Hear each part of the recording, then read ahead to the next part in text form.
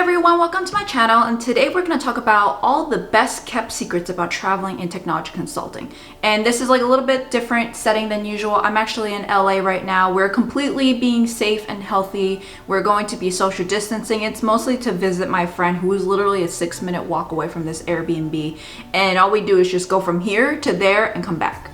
So today we're going to talk about all the secrets of traveling in technology consulting, or consulting in general, but a lot of these are really good perks that are going to be more than just like, oh, free travel, oh, all that. So here I'm going to talk about all the free perks, all the cool perks out there, and maybe you want to see what there is to expect.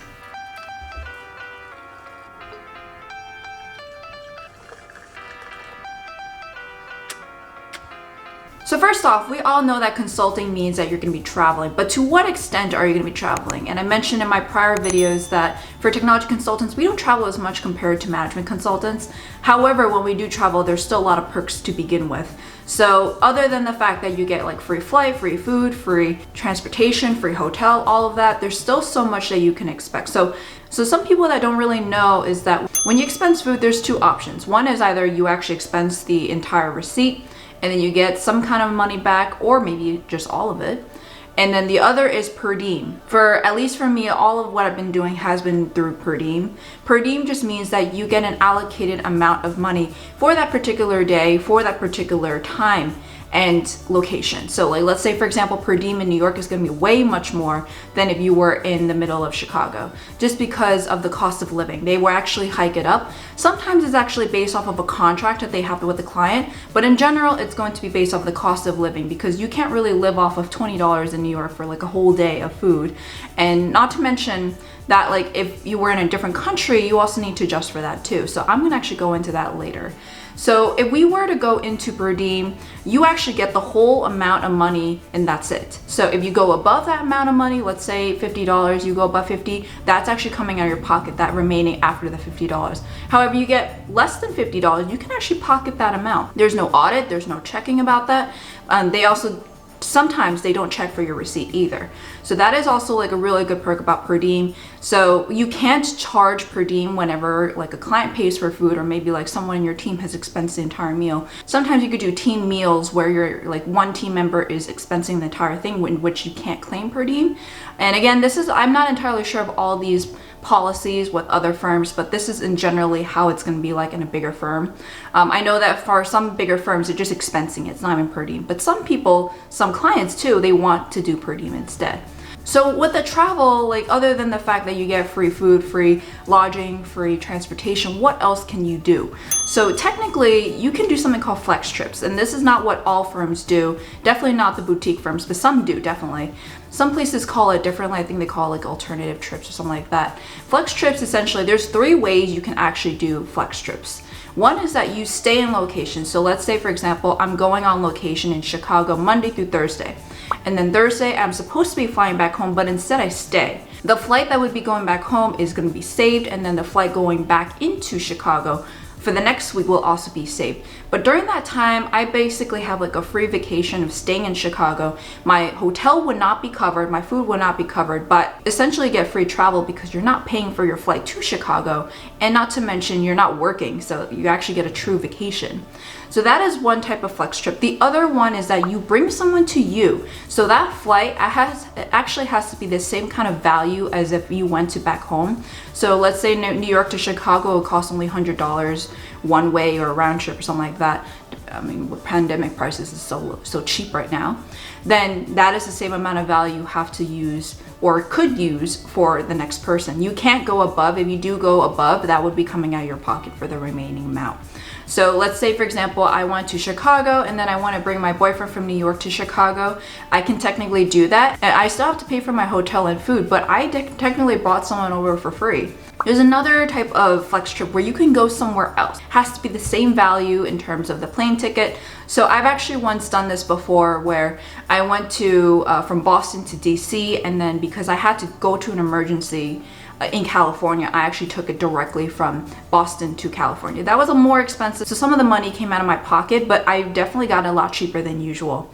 So that is one way where you can go to another location. And just to kind of mention this, because I did go internationally to Copenhagen for one of my clients, I did a flex trip there and back. So I actually went to Amsterdam first. So that entire trip from New York to Amsterdam was covered by my company.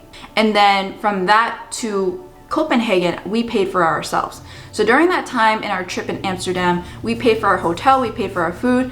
I actually went with another team member of mine. So we actually just split the hotel. It was like so cheap too.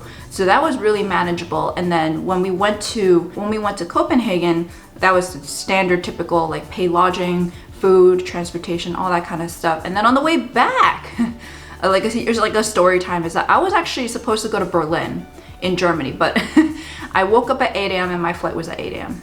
So I ended up missing my flight. But with that particular situation, my flight was actually supposed to be Berlin to Iceland to New York, because there was no direct flights from Berlin to New York. And with that kind of flight, I was like, you know what, if I lost my leg from Berlin to Iceland, let's try to do it from Copenhagen to Iceland. Instead of waiting for after my trip in Berlin, I did it way before. So like literally the moment I was supposed to go to Berlin, I ended up going to Iceland instead. So I spent like a good solid 12 to 24 hours that day in Iceland, and all my travel was paid for. I did have to eat up that cost though about losing that flight, which by the way, that was actually out of my pocket, but the flight from Berlin to Iceland was from the company. So I ended up changing my flight from Berlin to Iceland to Copenhagen to Iceland. So that flight was paid for. And then there was also per diem, because technically it was a layover as well. So I would have to spend some kind of money on food to, you know, sustain myself. So with that food, I actually were able to use some of it for the hostel. I didn't expense the hostel, but I was able to use some of the per diem for the hostel, which was like less than $20 USD. And then I also was able to use some of it on the food. Then after that, I was able to go back home. So I spent a good solid 12 to 24 hours to just explore. I actually went to Blue Lagoon, and this was all during the weekend. So I did not actually have to do any work at this time, but it was a really great way, because this is something that a lot of people don't even realize, that like, yeah, you can do all these traveling, but like, what are flex trips? Because flex trips are kind of like the untold, the best kept secret when it comes to traveling as a consultant. And a lot of people have used it. Sometimes they have maybe even done it in a way that they don't even pay for the actual flight. They get like a rental car. So that was also something cool too. And that's like honestly probably the best story I have in terms of flex trips. It's not all firms do it. Some firms do it. I think like Deloitte and Accenture do it too. So definitely look into that if you're interested. Then on top of that, there's also something called points and status, and you probably always see these people just like flaunting their platinum status. I mean, clearly with the pandemic, you really can't get that right now, because you can't really get the status without the miles or without the actual points in the hotel. So what that really does is, like, for a lot of the hotels, platinum status is actually not that hard to do if you're going on site all the time to go to work. And then with some of it, you actually get like free breakfast. Like I've never gone platinum status or even close to it, because of that fact that I don't really travel that much compared to my like team members. So for my team members, like they would actually bring me to the platinum lounge and we would get free breakfast. And again, with the free breakfast, we could technically pocket that per diem. So that's like a little bit extra money. And not to mention with credit cards, some of them come with perks. So the one that I have is the Chase Sapphire Reserve. It does come with the priority pass. I think the Amex Platinum also has it too. So we got the priority pass lounge. I wouldn't be able to use it nowadays, but with the lounge access, like you can get free food and also again, pocket the per diem. So all of this, like you can get free food from traveling. You also get free drinks. In this case, like sometimes alcoholic or coffee or juice or milk or all that kind of stuff. There's so many things when it comes to travel that not a lot of people think about other than the fact that you're traveling. So in addition to that, so something that people don't really realize is that how much money you can actually get from all the credit card points. So I've done something called like credit card churning. I get credit card points from like a lot of sign-up bonuses, either through credit card points as sign-up bonuses or just using my credit card to get points in, like, let's say travel category, will be using my travel card. So with these credit cards, I get sign-up bonuses. And typically I would try to open my cards during times when I know that there's gonna be like a huge purchase. So in the fact that, let's say, for example, I need to go to like a 2-week trip in a hotel and I know that I need to spend maybe like $3,000 for that bonus, I typically would not even be close to spending $3,000 within 3 months. Unfortunately, I can't pay rent. I could pay rent with my credit card, but then I'd have fees. So I would use my credit card to get that, and then I get the sign-up bonus. And typically those sign-up bonuses can actually get you like maybe a round trip, or maybe like a 2 round trips, depending on like if you want to go domestic or international. To the number of points I have either through sign-up bonuses or from actually just spending, I have it enough to have like a whole honeymoon to maybe go to like Bora Bora or the Maldives on a first class international round trip for 2 people, and also enough to get like those little huts as a hotel. So I have enough points to do that. I can also go for a lot more. I can also go for like shorter domestic flights, like let's say like 10 round trips to Chicago or something like that, and also a hotel room as well. So there's so many things that you can do with the points that is not even just that the fact that you're being paid of. Let's say we used my Marriott Rewards credit card, and then in this case it's actually the Bonvoy card now, to pay for my Marriott hotel. So with that, I get the points, and then I also get reimbursed by Accenture.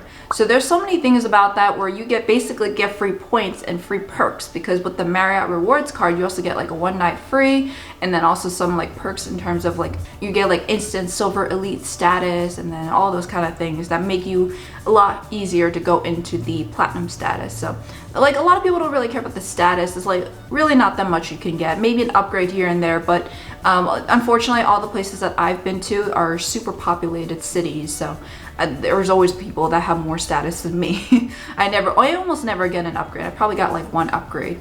But then when it comes to the frequent flyer miles, again, I've actually, unfortunately with Accenture, like Accenture pays for it directly, so I can't get points that way. But one way around it is like if I want to take an Amtrak to DC or to Chicago, I could, and it will use my credit card. It just takes a lot more time. Those are all the perks when it comes to traveling as a consultant. There's so many little things that here and there you probably didn't realize, but once you get into it, you're gonna get addicted, because like I wasn't into credit cards until my own coworkers have mentioned like, oh, you should get this credit card, you should get that credit card. And then I even have some coworkers that have like a whole spreadsheet of credit cards and like how much money they need to spend to make sure that the annual fee was worth it, and like all these perks and whatnot. So clearly I can't use my travel cards. However, Chase Sapphire Reserve does have a, right now for like a DoorDash, they have a DoorDash Dash Pass that's included for 2 years, and they also have credits for DoorDash. So I have been using that pretty frequently when it comes to during the pandemic. So those are all the things I have about the technology consulting, travel perks and whatnot, and hopefully you guys understand a little bit more of what to expect. I know it's very exciting because you already thought free travel is great,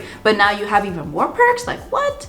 So let me know in the comments down below if you have any questions about this. Again, this is not always going to be about on every firm. You will have to double check that, but I remember that when I first looked at it, I asked like a consultant, like what did they like about consulting, and they said the travel, and specifically flex travel. I knew that even before I started, so now you know it before you even apply, or that now you're a consultant, you can kind of see you have these perks as well. All right, thank you guys so much, and see you guys next time. Bye.